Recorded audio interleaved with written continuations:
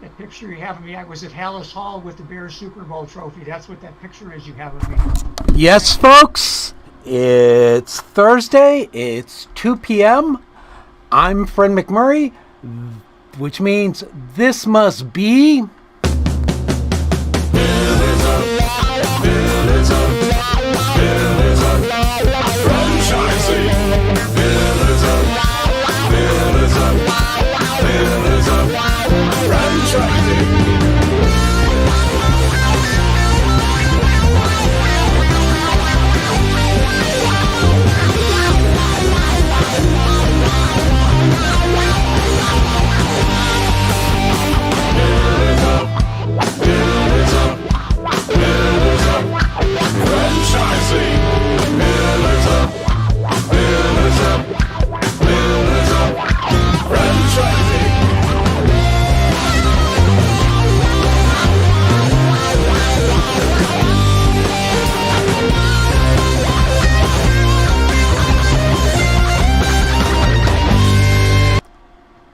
And we're in without our traditional applause because some things are not working today, even though we are trying to get to many more places than we normally do. So how are we doing? Kristin, Elizabeth? I'm good. How about you, Elizabeth? You're muted, Elizabeth. It's like when I constantly send emails that need attachments and forget the attachments. That's become my life with mute. Yeah. I have things to say, but nobody can hear them. Yes. I think it was one email I had first exchanged with Nancy Friedman, and I had pointed out, I always do that. And she made a comment about, it's always important to double check. And I thought, I hate when people catch me doing stuff like that. I know. It happens to us all. We get in a hurry. Yes. I'm having a hard time finding my camera today, so I might be in and out until Fred figures it out. This way, I don't know where we are. As long as we can hear you, we're all good, right, Kristin? Yeah, you don't have to see me. I have a bad hair day anyway. Hey, but happy Friday Eve. Happy Friday Eve. Huh, what a week. I've been waiting for this day since about Sunday evening. So we have to talk about something new and exciting today. What's that? Look at this. I keep disappearing. Fred, it's disappearing me. I'm disappearing you? Well, I don't know. Somehow it's disappearing. We're going to blame that on you. You're the tech guy. I'm the tech guy. My favorite coffee shop, who I thought went out of business, not only did not go out of business, they're coming back to the U.S. with a vengeance and franchising. Do tell. Who is it? Caribou Coffee. Ooh. I wondered if you're going to say Ray used to have one in his neighborhood on Route 59. I used to go there in the mornings when I worked for my big box company. And my dad would come in from California all the time and have to have his mint condition, right? And so I just had opened up my one of my emails today, and I was like, oh my gosh, I can't believe it. Caribou Coffee is coming back to the U.S. with franchises. Apparently, do we know where they're starting? Well, they're targeting the Midwest. Oh, so maybe it'll come back. And then David and Jerry would be like, oh boy, here she goes. She's going to want to get out the checkbook and be like, oh my gosh, we have to look at this concept. But I sort of do and I sort of don't, because I really need to wind down. But I'm super excited to know that they're there and they're changing their footprint a bit. So be on the lookout. They're starting with, let's see, it's Michigan, Indiana, Illinois, and maybe Wisconsin was in there. Mm-hmm. So be on the lookout if anybody's looking for fast casual type of restaurant, coffee shop type model. It is coming. I didn't see the exact date, but they already have over 300 franchises in Europe. So they've been perfecting the model. Previously they were here, they were all company owned stores, but now they're ready to franchise here in the States. So I'm super excited. That is very exciting. It's exciting to see when somebody really refines it and gets it right and then comes bursting on to US soil. Well, and I like to have a coffee shop on every corner. You just never know. So. You don't. I always and when wanted you a get coffee working shop. at home, they're great for Wi-Fi. Yeah. That's when you don't want to go to the office. You just go to the coffee shop. Exactly. Yeah. Love working at coffee shops. That same email, though, had some interesting information, too. We talk a lot about the worker shortage that everybody is experiencing, and Smoothie King has a way of trying to retain workers that they seem to be doing pretty well with, which is interesting because in reading through it, my middle son worked at Smoothie King during high school. No And way. they really do implement a lot of these strategies that they talked about in this article. I actually interviewed the owner of one of the local Smoothie Kings for a magazine, and they are all about that brand, the health and wellness. They want young people who are working out. So one of the 7 things they listed were finding brand champions. Yes. And they do. Like my son and his best friend played lacrosse, and they're these athletes who are working out, and they were all about health and wellness, and they knew all the order, and they were cute. So all the little ladies in the drive-thru would flirt with them. And they always, I had knee surgery, and a lady, I started talking about my son at Smoothie King, and she's like, "Is it Luke?" I was like, how "Yes." do you know that? How do you know this? And she's like, "He knows my order every time. He's my buddy."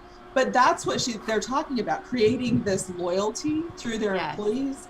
Luke loved Smoothie King, you know. Oh, yeah. So that was one of the things that on this list that I saw in practice, and it worked really, really well.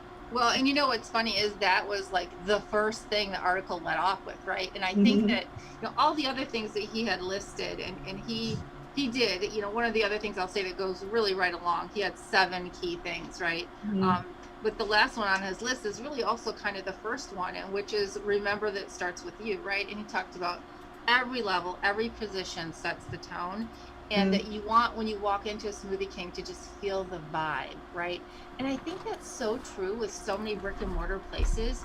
A lot of times when you walk in, and it's funny, right? Because a lot of companies have trained their employees to greet someone, right, when they walk in the door, right? But you can feel the difference if you walk in and people are like, "Hey, how are you?" right? Or you walk in and they're like, "Hello." And it's that they're in the mid sentence and they say, "Oh, hi." And then they go right back to their sentence. It's like, did they just say hello? Like, I'm not really sure what just happened here. Yeah. Well, and I think that when you walk into a Smoothie King or when you drive through, he's like, "Well, what kind of car does she drive?" I'm like, "I don't know. I was in the freaking hospital. I didn't see her driving the car." But another one on the list is reward dedication. And another thing that they did at his location was their Christmas party was at Orange Theory Fitness every year. And they would all go do a big workout together, and then she would bring in pizza and snacks and whatever, but it fit in the element of the brand. Okay, so I love that whole concept, except for my Christmas party having to have a workout. That's what I said. I'm like, if I had to go work out for a Christmas party, I'd be ticked. But if you're 17 and you're an athlete and you're doing all your little living your best life, they loved it. And a lot of young people work at a Smoothie King, so yeah, they thought it was great. I would have been horrified. Yeah, so I could see my son doing that, but I'm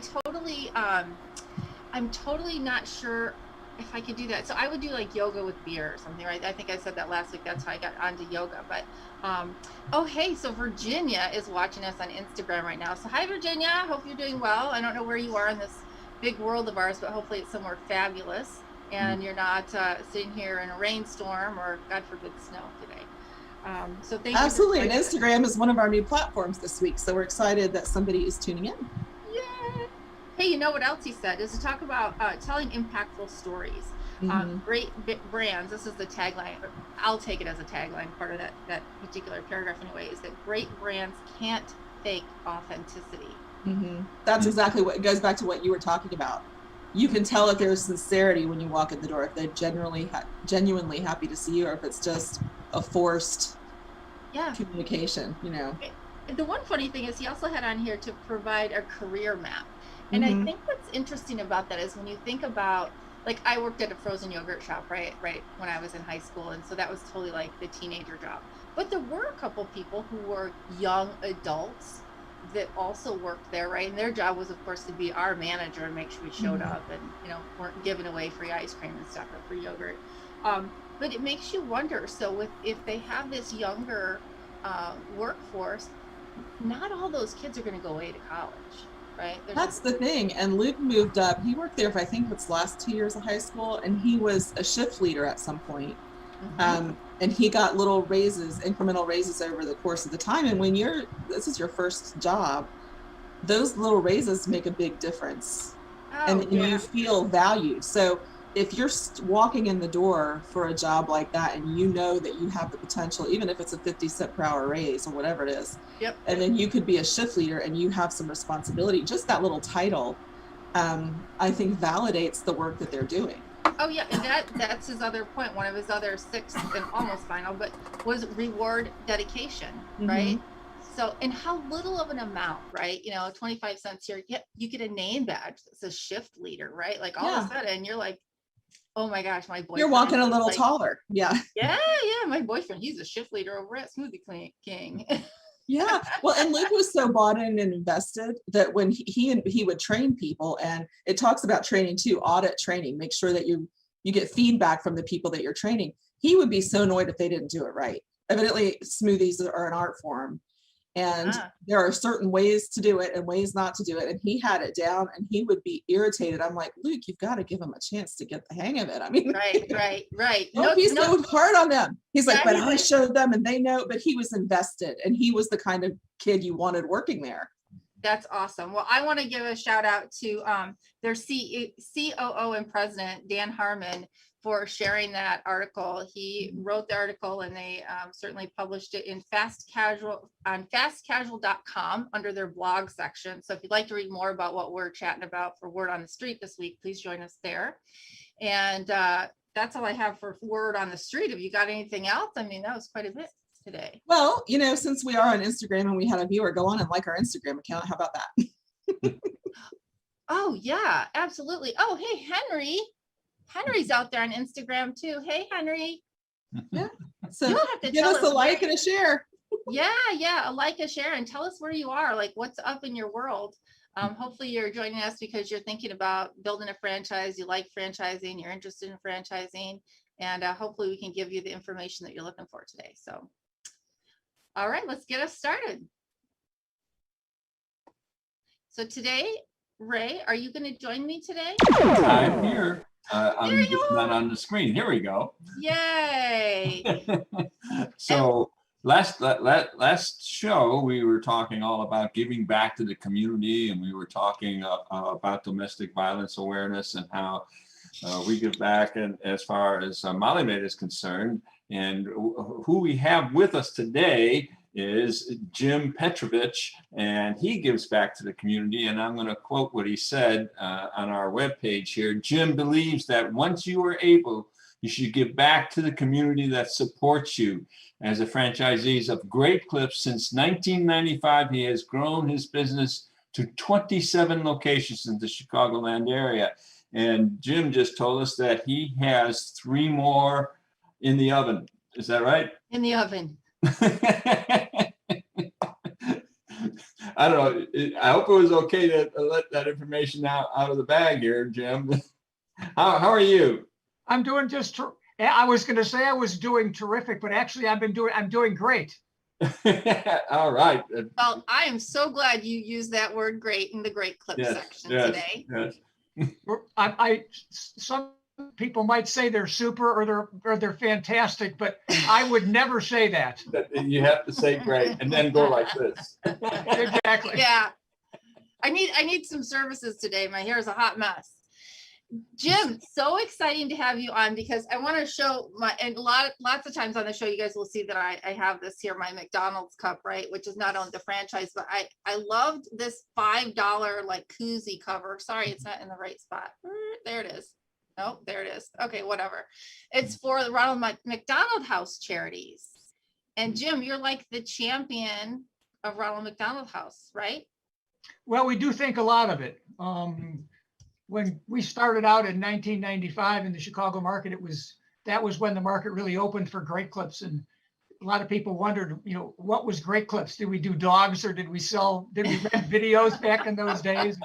What those things were, and it was a real struggle. And when most franchisees, a lot of people might have the perspective, you start out as a franchisee and you just rake in all the money, and it's wonderful, but there's a lot of time invested in getting a business started, and it took us several years in the market here before we were really very profitable. And when we got to that point, we kind of just decided maybe it was time to kind of give back to the community a little bit, and that's when we got involved with Ronald McDonald House. I think that's awesome. What made you choose that particular charity with so many out there that have needs? Why that one? Well, Great Clips didn't have a national charity at that point, so it was kind of up to us. And again, being in Chicago where McDonald's is, we thought that would be a natural tie-in, that we wouldn't have to travel to go to talk to the people at headquarters. And it was kind of very interesting because one of the things we found out is that Ronald McDonald House really, while it's supported in some ways financially from McDonald's, it's totally separate. I mean, it is not the franchisees at McDonald's donate money just like franchisees at Great Clips might.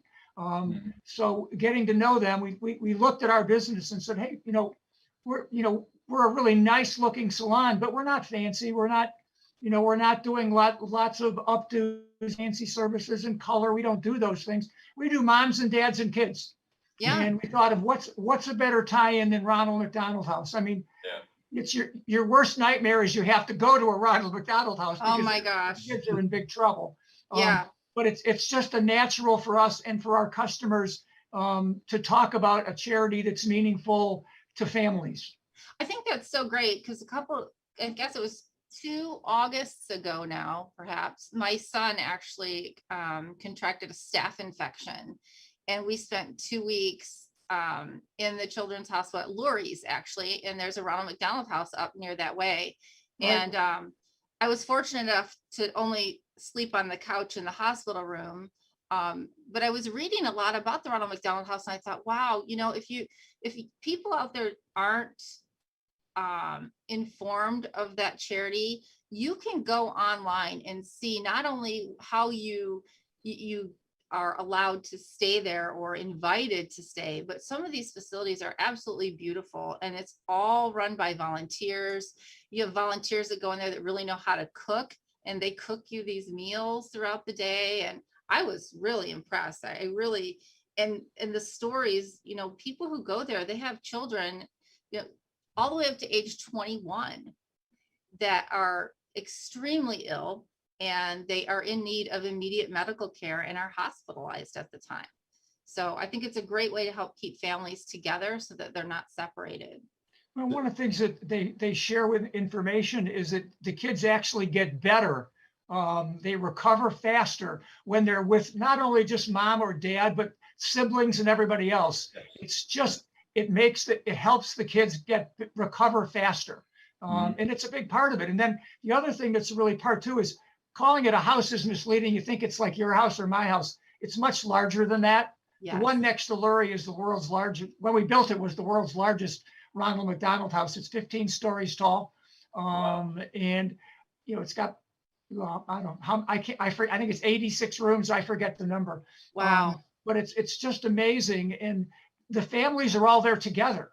Yeah. And that they associate in the meeting rooms, and there's recreation areas for the kids for the family members and everybody else. And some of the kids are even there, they're doing outpatient stuff so that the kids are actually at the house, and the people can get together, and it's your worst nightmare is to be there, but you're not alone. We're there with other people who are in the same terrible circumstances, and they understand, and you can relate to those people. And it's a really big deal to get that kind of moral and mental support. I couldn't agree with you more. I mean, having a sick child is something that nobody ever wishes for, and you don't wish it upon your worst enemy. So I think it's a really great cause. I don't know, Ray, if there's anybody out by, or any Ronald McDonald homes out by you, but the interesting thing I found online today is that, and I speak specifically to the Chicagoland area because that's the area you're from, Jim, and certainly we are too, but they're doing all kinds of different fundraisers. So if somebody is out there, you're a small business, you're a franchise, you're looking to get into franchising or business, and you want to have a way to give back. Obviously, this month is all about franchising with a purpose and giving back to your communities. But the Ronald McDonald House website has a lot of different ways, whether it's my $5 koozie that I buy to cover my iced tea with every day. All right, still can't get to it. There it is, which is fantastic because it keeps my tea cold. It's not fantastic. It's great. Yeah, but That's they're right. doing a thing at Top Golf, right? Like how fun is that? They're doing a big fundraiser at Top Golf and they have all these different events. So it isn't just throwing your extra coin in the little contraption at the cashier as you fly through the drive-through every day, but it's going out and helping them support their cause in many other ways. So I think that's awesome. So So one of the other things that besides the houses is there's actually in a lot of the hospitals, there are rooms in the hospitals where people can stay. Out by Raceway at Edward Hospital in Naperville, there's a family room there, and there's actually a Ronald McDonald House in Winfield. So I mean, That's right. I kind never of knew covers that. the market. I never knew that. I did see they have From the area. yeah, they have a mobile unit now too, right? That goes to underserved communities. Absolutely. I read today. Yep, they were doing physicals, things like that, dental health. You know, where a lot of these areas where they just, you know, they talk about food deserts. It's the same way I think with healthcare in a lot of these communities. And you say, oh, it's all like in downtown Chicago. We've got some areas in the suburbs here where there's not a lot of wealthy people either, and it can be very helpful to have them come in there and help the kids.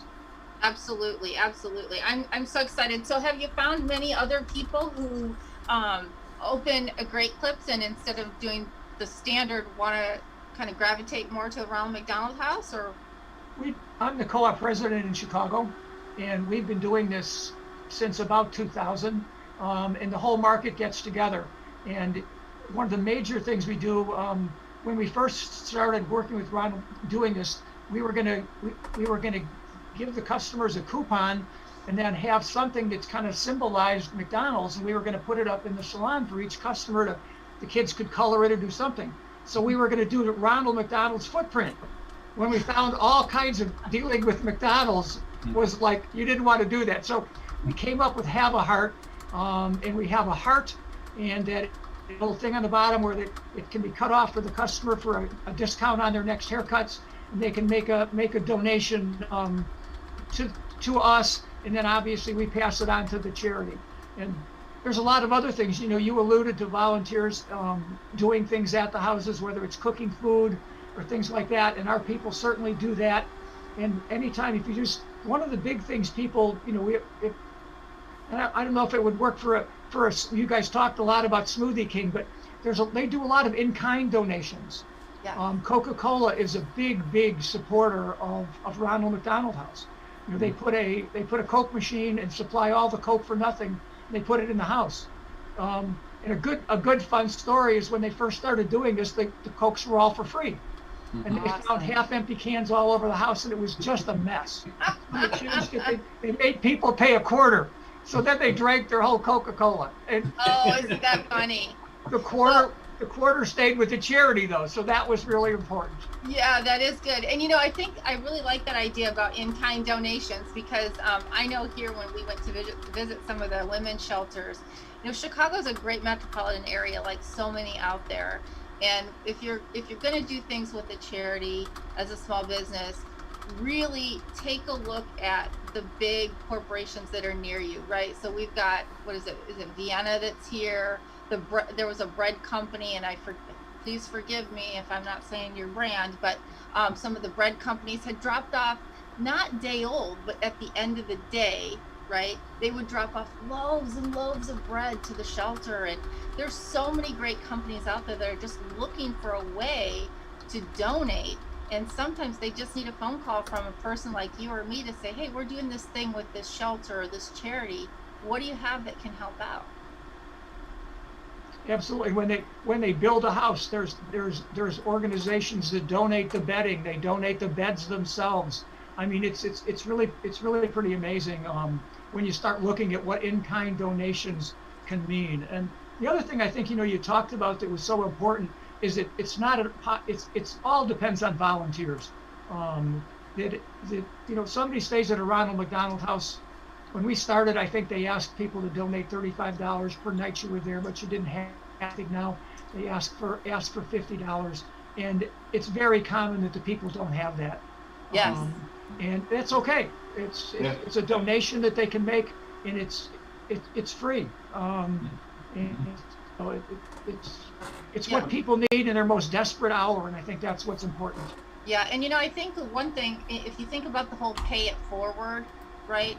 I think a lot of times you may not be able to afford it today, but when you're back on your feet, right? When things are going well for you, you might then send in something to the charity that helped you, whether it be Ronald McDonald or what, maybe it's the domestic violence shelter, because sometimes people don't even know those charities exist until they need help from them. Right. And while they're not able to donate a penny just then, down the road, they're forever grateful. And if it isn't monetary, it could be time. Like you said, I may not have a penny in my pocket, but if you need me to come and do the laundry at a Ronald McDonald House, I can do that.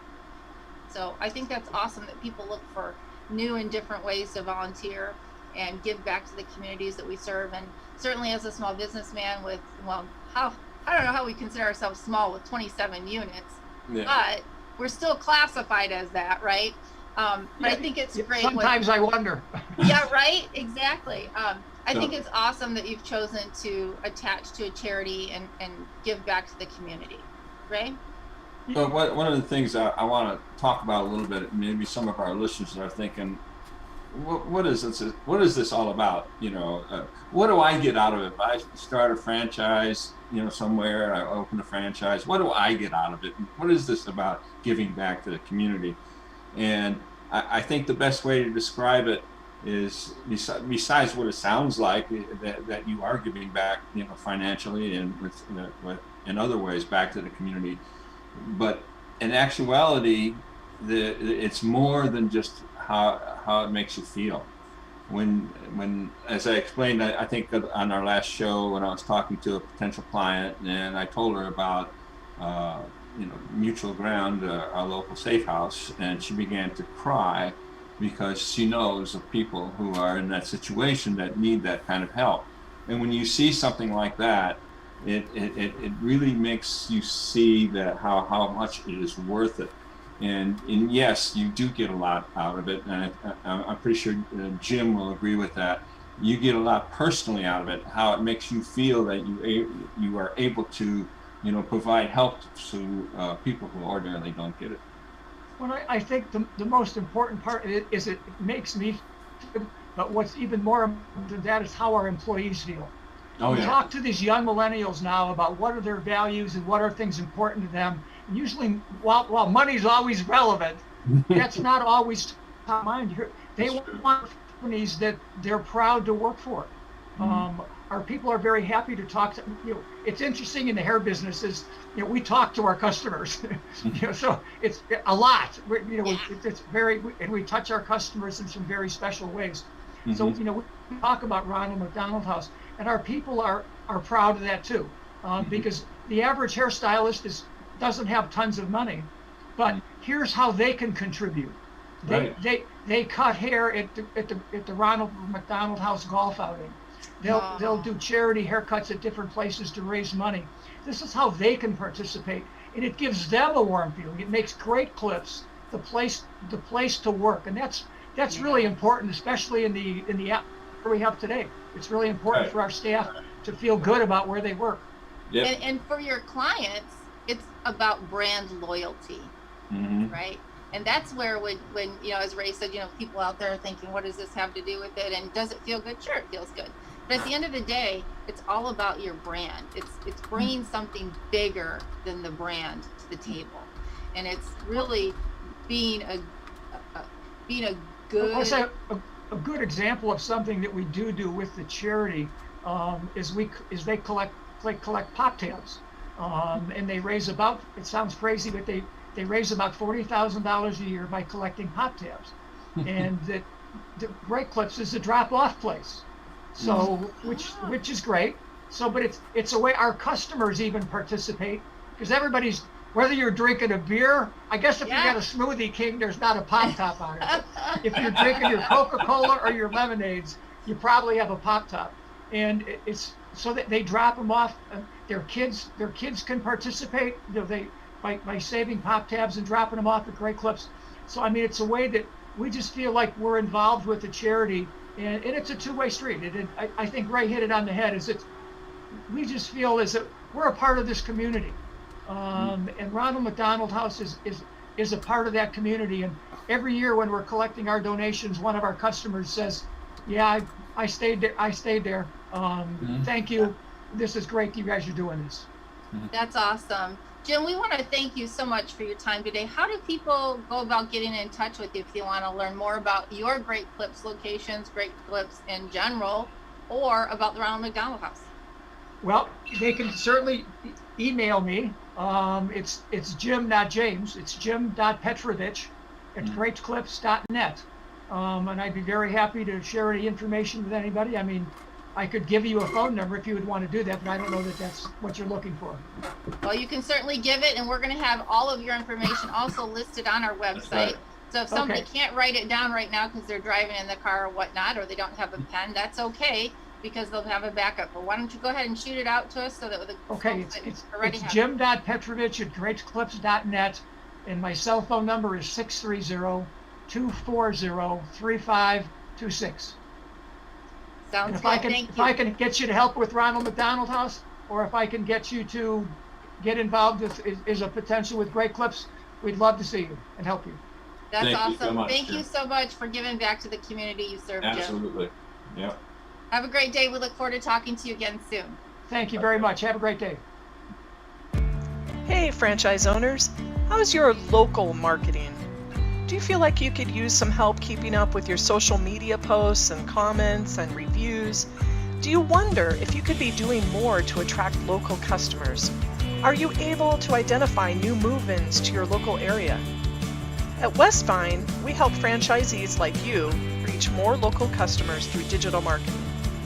With daily monitoring, creative content, and ad placement, and customer data intelligence, we'll get your business in front of the people who want your products or services. We also work with franchisors who need an agency to handle the digital marketing for all of their locations. If you're ready to reach more local customers, give us a call at 805-265-5440 or visit us at westvine.com.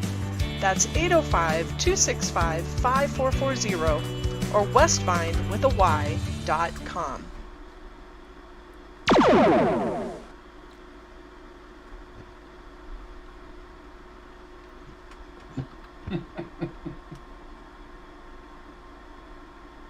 Yeah, what's your point?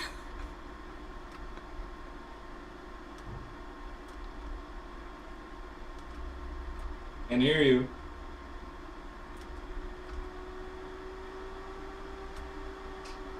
Kristin, are you muted? I did an Elizabeth. I'm just talking away about my head being in the mouth of an alien and so on and so forth. Holy cow. David, I'm so glad you're here. Did you just enjoy the heck out of Ronald McDonald and Jim? Yeah, that was great. Great. Yeah. I learned so much this morning in researching about Ronald McDonald and all the resources available to people with sick children. It was really, really awesome. So great to see other people giving back. Always is. That's what small businesses do, right? That's right. That's right. What have you got for us about small business today?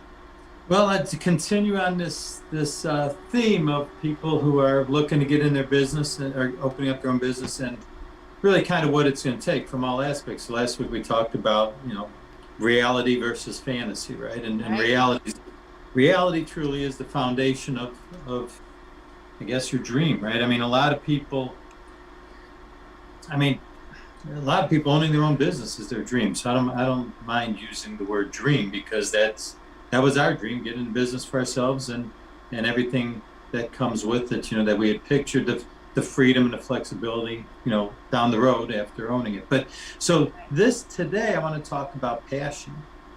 Ah, that's a good one. We even started that with the Smoothie King, talking about their belief in having passion for the brand and such. Yeah, because it's and somebody, you have to ask yourself this, because does your passion really compel you to follow and accomplish your dream? Because without the passion, I'll be real candid. The only businesses I ever failed at, wasn't that passionate about them. I started them because there was an opportunity, or I wanted to kind of partner up with somebody else, help them in business, but it wasn't my passion. Right. And ultimately, if you don't have the passion, it's going to be hard to push through. It's going to be hard to push through when the things go against you. Well, and they start going against you right in the beginning, right? We talked before, sometimes it's the funding that stops you right before you even get started. And in the beginning, I mean, it's not unusual for you to feel like you're hitting the brakes every turn you take. Yeah, but if you really care about it, like if you're really excited about it, you're passionate about it, if it's something that really excites you and pulls you. I mean, you don't have to be pushed, right? You jump out of bed, you're ready to go.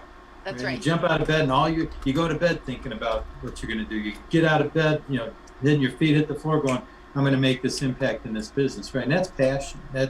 It pulls you through it. And if you don't have it, then it becomes almost a job that you own. Right. Yep. Good point. So, I think the key to it is passion helps you overcome adversity, right? Because we've talked about this ad nauseum on the show. We're going to face it. Yep. As an entrepreneur, you're going to face adversity somewhere along the line. And if you're not passionate, passion isn't pulling you through, and you're not,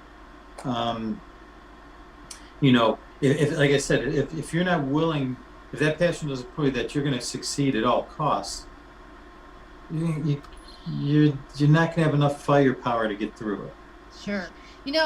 Talking about passion, and because we let off with the Smoothie King thing today, the one thing I think is interesting, and people may struggle a bit when looking for a franchise, I know when we started, I'm passionate about my business, but not cleaning toilets. That's not the part that I'm passionate about, right? I'm passionate, and Ray laughs because we always talk about, Ray always says, I never cleaned a toilet in my life. For me, it's beyond toilets, right? It's about helping people who can't help themselves, whether it's because they're incapable, whether it's they're physically challenged, whether it's they just don't have time, for a myriad of reasons. And so I think when people go, well, gosh, I want to buy a franchise, but I just don't know what I'm passionate about. David talks about these passions. And so I think it's important for people to know that through the process, right, of buying a franchise, our job is to help people identify where they fit. And I think sometimes your passion grows after you've made a decision, right? I think so. And I think it's, along with that, I think it's that belief, right? I mean, you believe so strongly in it when others maybe doubt it, right? And others may not go through the same process. They might not see the same vision that you're passionate about. So, in our situation, like you just said, Kristin, I remember, yes, we wanted to open up our business, and there's a sports bar and that type of thing. But what drove us with our passion was we used to sit there and think it's as if we were throwing a party every day, right? Because more people are going to come. You're going to unlock there are new days, and everybody's going to have fun.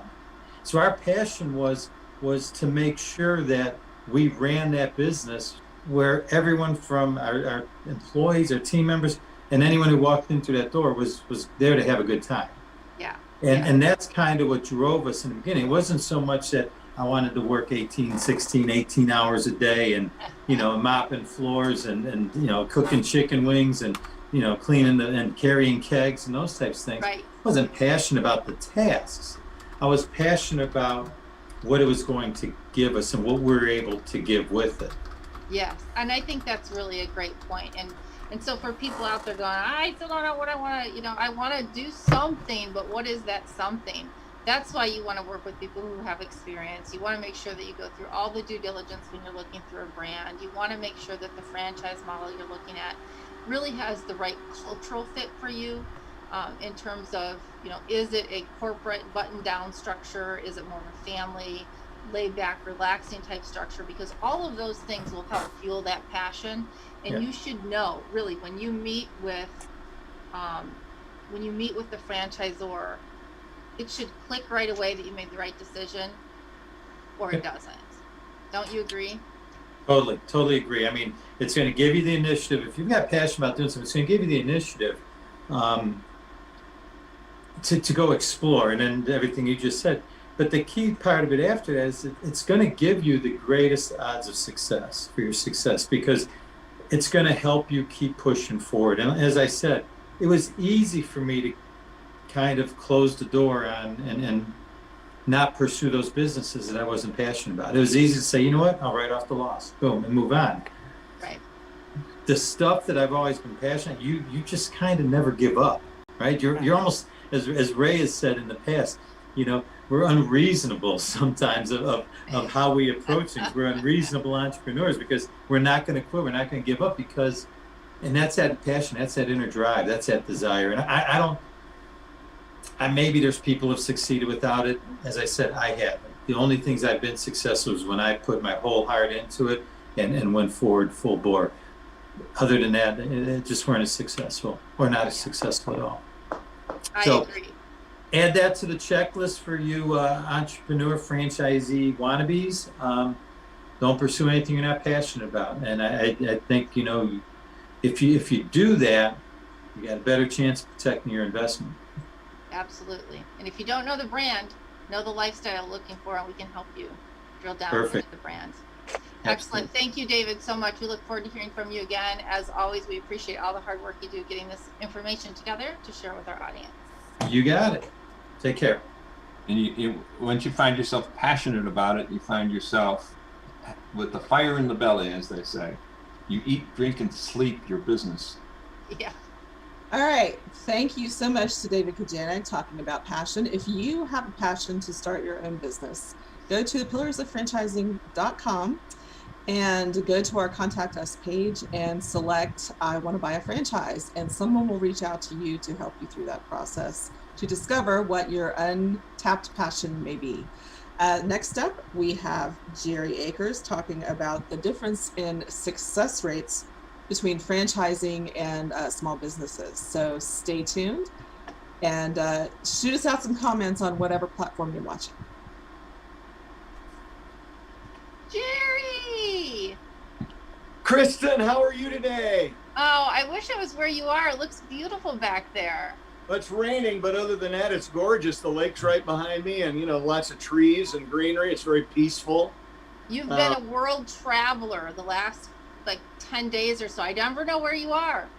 4 weeks, Kristin, 4 weeks, and I had to come back here and recharge my battery. That's great. But it's excitement, right? Oh, well, David touched on it. You know, it's so much fun following him all the time. And Ray said something about fire in the belly. You know, we did a grand opening for our first, the Joint Chiropractic Clinic last week, and I was putting in 16, 18-hour days standing on my feet. And you talk about not wanting to clean the toilet and do some of the, I was doing everything to make sure that thing opened the way that I wanted it to open. I don't care if it's my job or not, but when David talks about having that passion and doing whatever it takes, that's what us entrepreneurs do. And so, you know, when we're talking to potential franchisees, we need to try and make sure if they're, you know, prepared to go through some of that kind of stuff, because it was a long, hard week. It turned out really well. The grand opening is going wonderful. So that's the payback. That's awesome. I always feel exhausted, but energized kind of at the same time after you go through something like that. Right. Well, you know, and I want to talk a little bit, you know, I've been teasing this for 2 or 3 weeks now, and we got a lot of this when we were in Washington, D.C. about a month ago. But the International Franchise Organization, IFA, paid for, and they paid a lot of money for this, a first of its kind survey done by Oxford Economics, which is one of the leading business survey firms in the world. And they got responses from over 4,000 franchisees around the United States in all different brands. And the results, first off, were phenomenal. And second off, really verified what many of us have felt for a long time, that franchising is just a stronger model than starting your own business from scratch, and on a lot of different levels. So I've got 5 things I want to talk about, Kristin, and I know how much you like to get involved. So I'm gonna talk about one of them, and then I'm going to say, so the first key takeaway on this study for me was just phenomenal. And it was that, you know, it's something you think about, but you don't really know, but franchising is more diverse than the average consumer out there knows. When they think of franchising, they might think of McDonald's or some of the fast food establishments. But the fact is that that's only about a quarter of the franchise systems that are out there. All the rest of them are things like Molly Maids and Great Clips, and even the hotels you stay at, most of them are franchised now. So most of the general public doesn't understand that part of it, Kristin. Well, that's so true, because I remember when I said I was buying a franchise, the first thing was, what are you going to do, buy a McDonald's? I'm like, no, I don't have that much money. Well, and in that quadrant, in that first fifth, the majority of them are small franchisors. 48%, according to this study, have 25 locations or less, and many of them are regional. Wow. So again, the breadth and depth of the franchising world is so much larger than most people realize. Well, that's interesting, because when I was reading up on Caribou Coffee, that's exactly their strategy, is to start in that area. And then I was looking at another franchise today, and all of the states that require a franchisor to be registered with, and often there's a fee and some additional rules they have to follow, they've opted out of all those states. So I thought, well, that's interesting to see how franchisors do those things. So that would keep them, like you said, maybe 25 or less, very, specific markets. Well, even to that point, Kristin, many franchisors are looking at the requirements in different states, and even some of the very large national and international brands are choosing not to do business in some states because of the complexity of doing it and the added issues. And frankly, they look at the success rate of their franchisees. That's where the rubber hits the road for everybody, right? Yeah, and absolutely. If there are particular states where it's more difficult to be successful, then the franchisors are probably going to opt out of those. So, well, and I hope that your friends over there that joined you in DC are listening loud and clear to that. I know my great state here could certainly listen up as it comes to taxes, right? The state of California could probably listen up, since they're the least friendly and we're second least, Yeah. Well, and I'm not here to pick on any states. I mean, this is business. When you're talking business, it's just facts and figures, right? Yep. And with us, it's rules and regulations and taxes and those kinds of things. And all of that, comes down to the success rate of the franchisee, and frankly, the prices that they charge for their products and services, because they've got to cover whatever those extra taxes and regulations might entail. So that's key.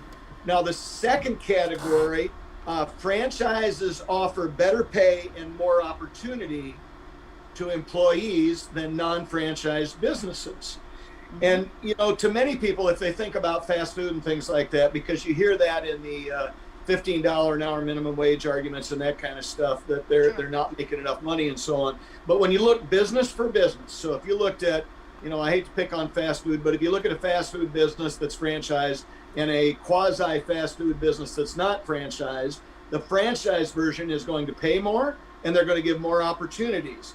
They're going to have, theoretically, and here, what is the number? I don't have it in front of me, but the vast majority of franchise systems offer paid sick leave and vacations and holiday pay and health insurance and a variety of other benefits. And many of their sister companies, ones that start out from the ground up, don't offer those things, Kristin. Yeah, and you know what? And they give back to the community. Oh, that's number 5. Don't get ahead of me, Kristin. Oh, is it? Oh. Just following Jim's lead in the theme of the month, and I actually guessed one. Oh, well, we'll leave it at that. Go ahead, Jerry. So on that subject, though, I want to give you some statistics on the added benefits and so on. Somewhere between, franchise firms pay between 2.2 and 3.4% higher wages across the board. 65% of the franchise workers across the United States have health insurance, and a greater proportion are amongst those franchise versions as opposed to non-franchise. And 3/4, 76%, are offered vacation, holiday, and paid sick leave. So there's a pretty broad difference there, Kristin. There sure is, and it's interesting as people are looking to choose different careers and make different corporate moves. to share that information, because I think a lot of people feel like if you go to work for a small business, you're going to give up your benefits, and that's not necessarily true. Well, actually, in my second business, we were talking to vendors about health insurance and 401k today. And when we talked about the levels that we wanted to have for our employees, they were surprised because it was substantially higher than what some of the non-franchise businesses that they deal with every day were offering. So even in the great state of Iowa and Nebraska, we've got that going on. Well, the good news is we don't answer to shareholders. No, I just have to answer to my wife, Kristin. But we know she's a great gal. She is. Shout out to Nikki. Here's number 3, and this one is where we all fit in. Franchising is completely entrepreneurial. You've got to have the fire in the belly. You got to have the desire. You got to do it right to make it happen. 32% of the respondents, now remember we had over 4,000, 32% said that it was unlikely they would have ever started their own business if it wasn't for franchising. So I'm one of those. Yes, this is a way to get into the business. And when you look at it on a macro scale, on a global type scale, that equals, get this, these are big numbers. That 32% equals 60,000 businesses in the United States. So that would be 60,000 less businesses we would have, equating to 223,000 less establishments, which equals 1.8 million jobs that we wouldn't have if it wasn't for the opportunity of franchising. Isn't that crazy? Phenomenal numbers. Good numbers. Sometimes it's amazing to see the large scale, the kind of the global scale of what franchising can do.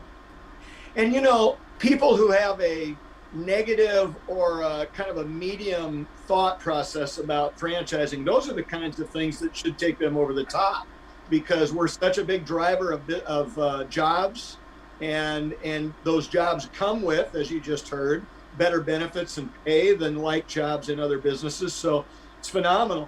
But the fourth one might surprise people the most, and this one I really get excited about. Franchising expands opportunities for women and people of color far beyond what the average non-franchise business would do. Around 26% of franchise businesses are owned by people of color, compared to 17% of independent. That's a huge difference. I think that's amazing. I think that goes back to the previous subject about how much easier it is for people to get into a business with franchising as opposed to starting your own business. And Black-owned franchises earned about 2.2 times more than Black-owned non-franchise businesses. Yeah, nice. Well, and Huge. you know, the thing is, when you go to a lender with a proven business model, right? And I think that's the big differential, is that you're not going in and just saying, oh, I need money, this is my idea, right? You're going in and saying, listen, I'm going to do just like 75 other people have done. I'm going to do just like 200 other people have done. And so you walk in with something that's proven, and suddenly that gets you a step ahead. Well, yeah, in franchising, because of the general nature of the business, franchisors tend to have relationships with lending companies and vendors and those kinds of things, which makes it easier for people, especially minorities and women and so on, to find access to capital and connections for resources. Where if you start an independent business, you might have a great plan and it might potentially be a great business, but you don't have access to any of those things. So it just becomes much easier. And I just celebrate the fact that as a part of franchising, we're able to give those opportunities in such a great scale. Absolutely, because really franchising should be open to anyone. Right. And number five, Kristin, comes back to your point and what we talked about earlier, right? Franchising gives back. The fact is that because franchisees tend to have more than one location, they have more bandwidth, they tend to have more excess revenue that they can use for helping out nonprofits and those kinds of things. So they do. They basically support the local economy, with over 1/3 of the franchises purchasing 25% of their things locally rather than through a national or international market. 65% 65% of franchise businesses give back to nonprofits and local charities. That's impressive. That is impressive. I didn't know that that was so high. Well, wait till it turns into dollars. Are you ready for these? Yeah. So the year before the pandemic struck, which is the last real year we've got to deal with for numbers, here's the numbers. Franchisees across the United States donated an estimated $1.5 billion with a B. Wow. Charity. They raised over $900 million more dollars through access to their customer base, and they sponsored 18 million hours of volunteer activity, all franchise businesses. That's awesome. You know what I really like about that is that oftentimes people come and work in a franchise who maybe have never been in a position where they could donate, or it wasn't on their radar. Why would they donate? What would they donate? Who would they donate to, right? And then when you provide them a path, and even if it's not monetary, it's a path to volunteer, right? Right. It's a path to give back. I mean, I know our girls, when we were picking up supplies for the shelter and cleaning the shelter, right? They'd go out and they would clean the shelter, and they felt so good about that.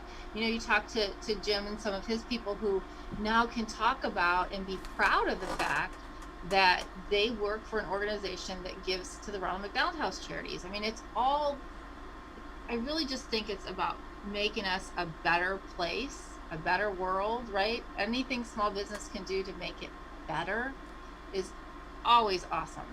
Well, Kristin, when I worked in corporate America, if I wanted to be involved with a charity, and I would go to my employer and I would ask for them to make a donation. And that was great. I celebrate that. But how much better does it make me feel as a franchisee that I can just look within my own organization and say, we're going to support these groups, we're going to donate this much money a year, and then we reach out to our employees and say, we as the owner of this franchise are doing this. Would you guys like to be involved? You know, we do, and here's just a short list of what our organization does. Every fall, we do a cleanup campaign for the elderly, where we'll have 30 or 40 of our employees divide up into groups of 4 or 5 and go to homes of elderly people and clean their gutters and rake leaves and things like that. When the Muscular Dystrophy Association last did their telethon, we had an entire base, the entire telephone community out there was staffed with our employees. And there's a long list of other things. There's some veterans things that we do and so on. And it's really good that you can get your staff involved in those kinds of things. That's where that 18 million hours comes from, Absolutely. Is franchisees getting the staff behind it. And my staff, we make special shirts for them. They're proud. They wear that shirt everywhere, showing that they were involved in that thing. And they brag about it on their social media platforms and everywhere, that through their employer, they were able to give back. And that is, you know, that's good for us as employers, but it's great for them as staff employees.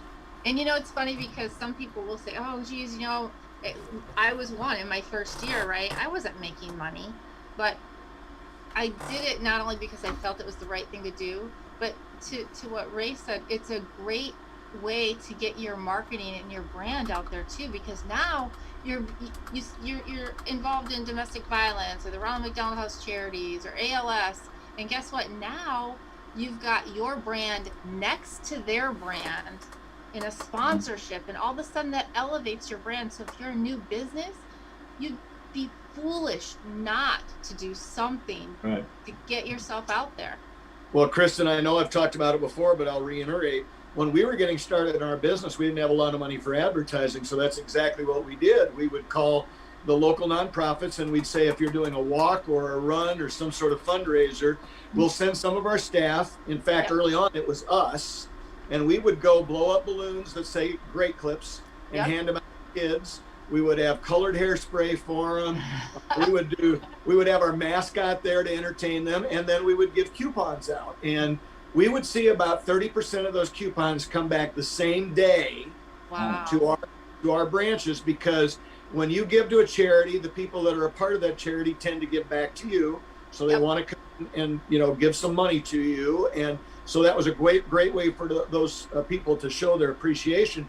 And for us as a business, out of that 30%, almost 70% of them were new customers. So they had never been there before. So we were able to grow our customer base pretty quickly simply through tying on to some nonprofits. And we did it for the right reasons. We were giving back to the community, but Sure. we ended up getting a windfall out of it as well. I think that's awesome. Jerry, thank you so much. I mean, this is really the great thing about the information that you brought back from DC is not far off base what we've been talking about the last couple weeks. So I'm like, oh my gosh, were we there? I mean, you were there, but the rest of us weren't there.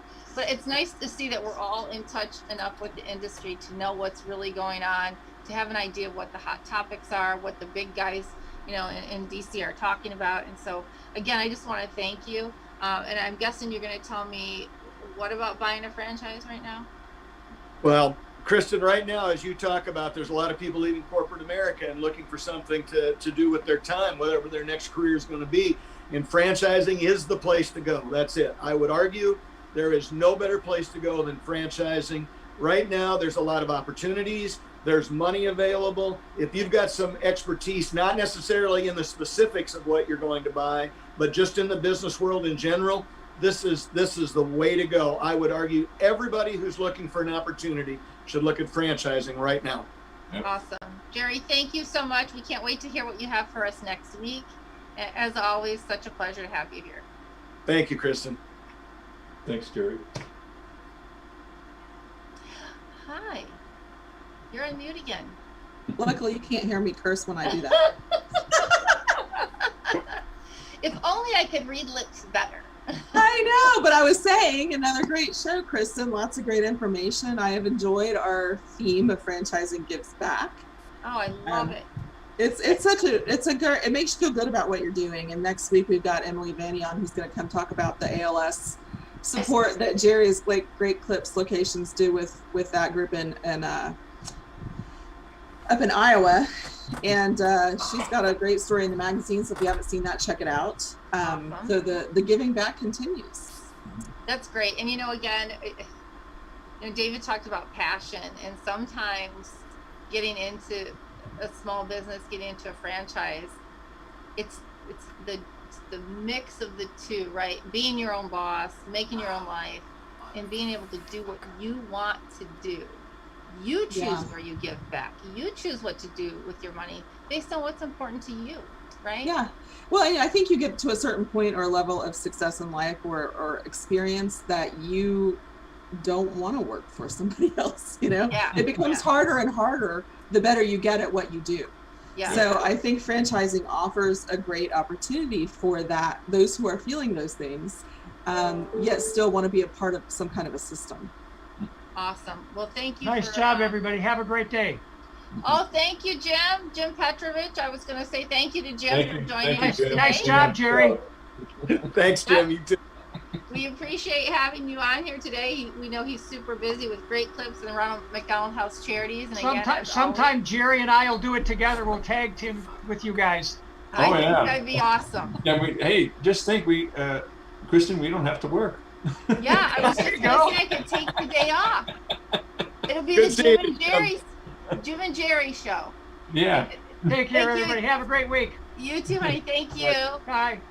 And a big thanks again to David Kagjanich, Ray Pillar, Jerry Akers, as always, Elizabeth Denham, and our evil Skippy behind the scenes, Fred McMurray. And please be sure to join us next week again for Pillars of Franchising on Thursday at 4 p.m. Central Standard Time. And we'd like to, again, wish you all a wonderful week. Happy Friday Eve. And this has been Pillars of Franchising. Bwahahahaha.